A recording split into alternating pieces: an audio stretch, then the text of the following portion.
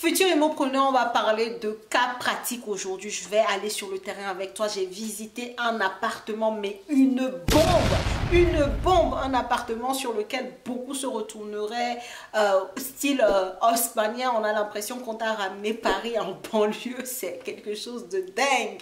Et pourtant, tu vas voir sur cet appartement-là, j'ai fait demi-tour. J'ai fait demi-tour et la raison pour laquelle j'ai fait demi-tour est un apprentissage et j'espère que tu es bien connecté et que tu vas regarder cette vidéo jusqu'à la fin. On commence tout de suite.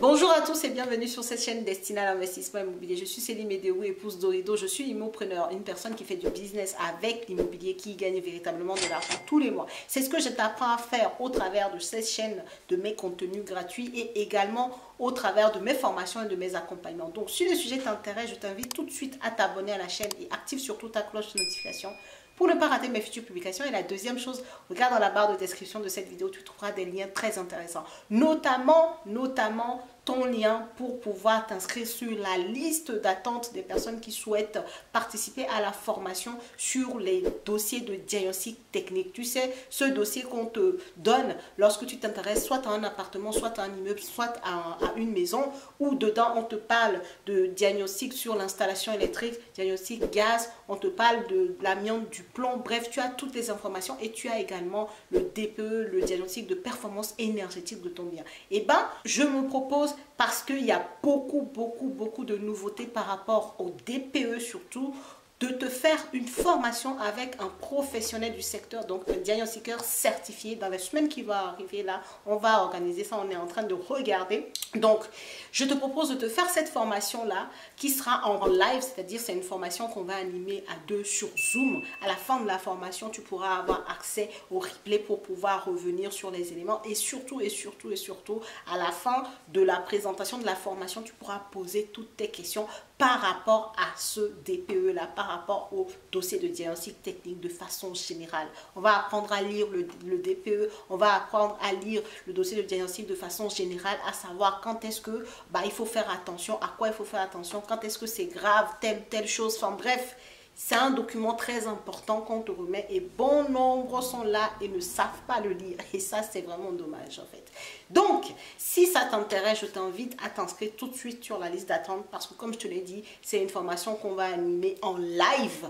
Donc, ça veut dire que les places sont limitées pour que chacun puisse avoir un peu d'espace et surtout avoir l'opportunité de pouvoir poser ses questions à la fin de la formation. Ok?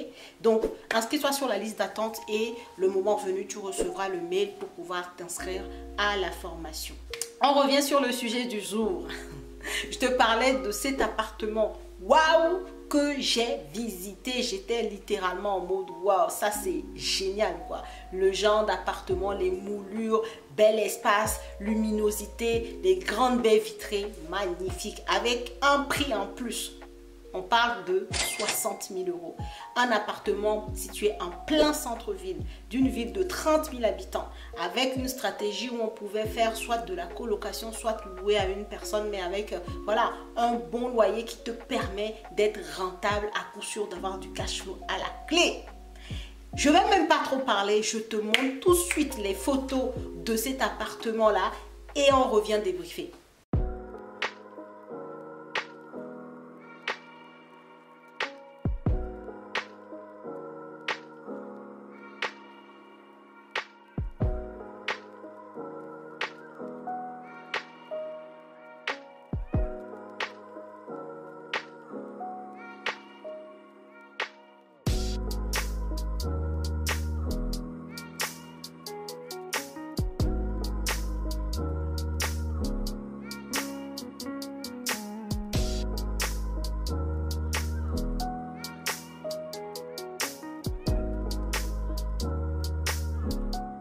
Qu'est-ce que tu en as pensé?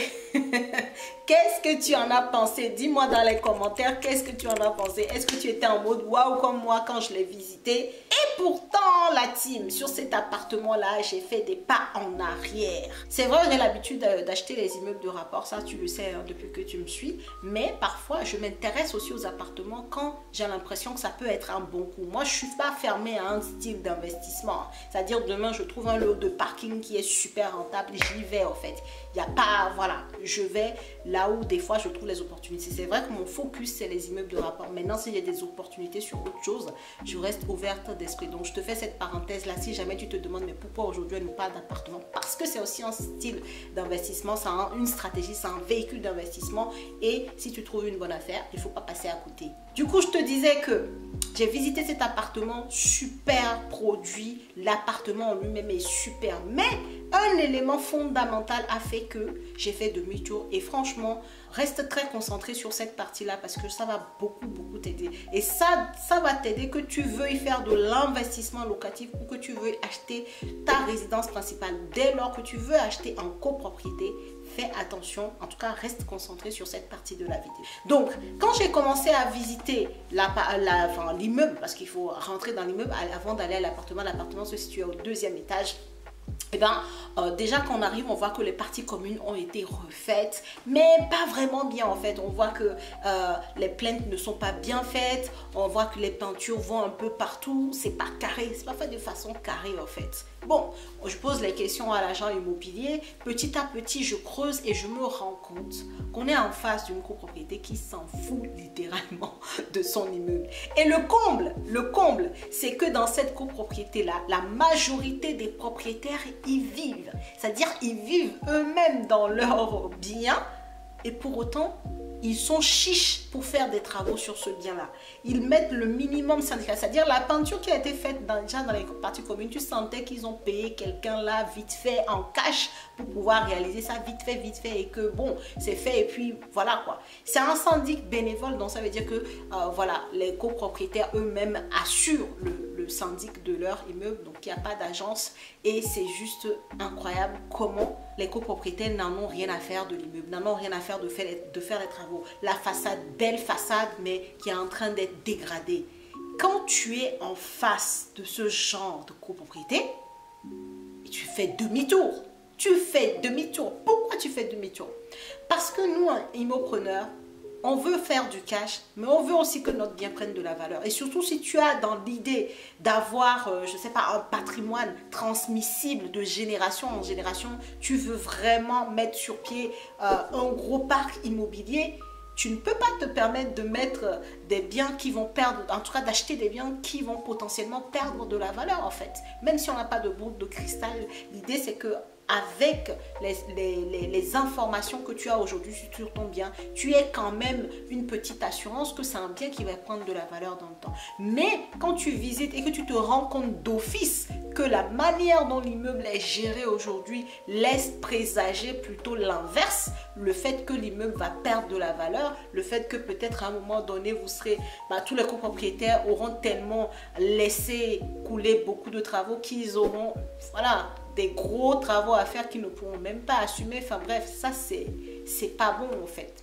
Quand on est en mode, on veut bien faire les choses, on veut être immopreneur, on veut faire du business, il faut que le business puisse fonctionner maintenant et beaucoup plus tard. Donc, c'est très important de ne pas te focaliser que sur l'appartement que tu vas visiter, de surtout, c'est-à-dire ton élément, le premier élément là, pour moi c'est la copropriété. Si la copropriété n'est pas carrée, ce n'est pas la peine d'y aller.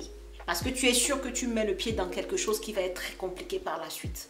Et j'imagine pour moi qui aime avoir un patrimoine qui est entretenu et tout, être parmi des copropriétaires dont je serais par exemple l'OVNI, cette exception-là, cette personne-là qui les embêterait par exemple et que à chaque fois je vote des travaux et que personne ne me suit, je serais trop frustrée. Je serais... Non, mais c'est inenvisageable. Et j'espère que c'est ton cas si tu me suis sur cette chaîne parce que très souvent je te dis que la rentabilité, en tout cas nous, le mouvement, l'immopreneuriat, c'est le cash flow, c'est aussi dans la plus-value en fait. C'est aussi le fait d'avoir un patrimoine qui prenne de la valeur, qui est entretenu. C'est ensemble. Ce n'est pas... C'est pas dissociable en fait. Les deux vont de pair.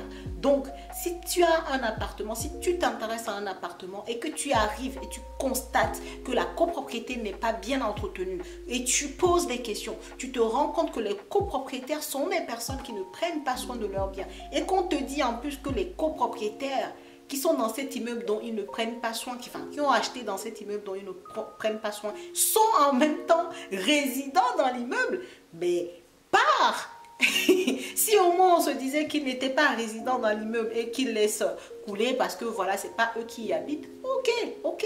Mais là, on te dit clairement que les gens sont majoritairement résidents dans l'immeuble en question, mais qu'ils n'y prennent pas soin. Donc, c'est foutu en fait. Donc, attention là-dessus. Très attention. Lorsqu'on s'intéresse à un appartement, l'appartement compte bien vrai. Mais la copropriété dans laquelle se trouve l'appartement compte encore plus même que l'appartement en lui-même. Donc, voilà ce que je voulais te dire pour cet appartement-là, pour le coup, qui paraissait très bien sur le papier. Et quand tu visites l'appartement, waouh, hein, c'est-à-dire, si on enlevait les histoires de la copropriété, les copropriétaires qui ne sont pas top là, l'immeuble, l'appartement est génial. J'ai même posé la question à l'agent immobilier si il était possible de pouvoir racheter petit à petit les autres lots. Il n'était pas très convaincu, donc voilà. Mais si jamais il y avait eu cette brèche-là, pouvoir acheter un appartement, puis un peu plus tard racheter un autre, puis un peu plus tard racheter un autre pour avoir tout l'immeuble et pouvoir faire les choses comme il faut, ça aurait été bien. Mais ce n'était pas possible, donc ce n'était même pas la peine, c'était pas envisageable même de faire une offre sur ce produit immobilier-là. Donc voilà, garde bien ça en tête, c'est vraiment ce que je voulais te partager. La copropriété, quand tu achètes un appartement, fait la différence, ok? Je ne sais pas si tu avais deviné quand j'ai commencé à parler de ce sujet-là, mais n'hésite pas à me mettre en commentaire ce que tu en penses. Est-ce que tu as déjà eu aussi des déceptions comme ça, ou est-ce que tu ignorais complètement et que tu viens d'apprendre quelque chose? C'est toujours bon de parler en commentaire. Partage la vidéo, ça peut toujours aider quelqu'un qui est en train de faire des visites aujourd'hui et qui se pose des questions sur voilà, ce genre de copropriété-là. C'est à bannir, voilà, c'est pas bon. Donc voilà, passe une très bonne soirée, bonne journée ou bon après-midi, quel que soit le moment où tu regardes cette vidéo. Et moi, je te dis à la prochaine vidéo.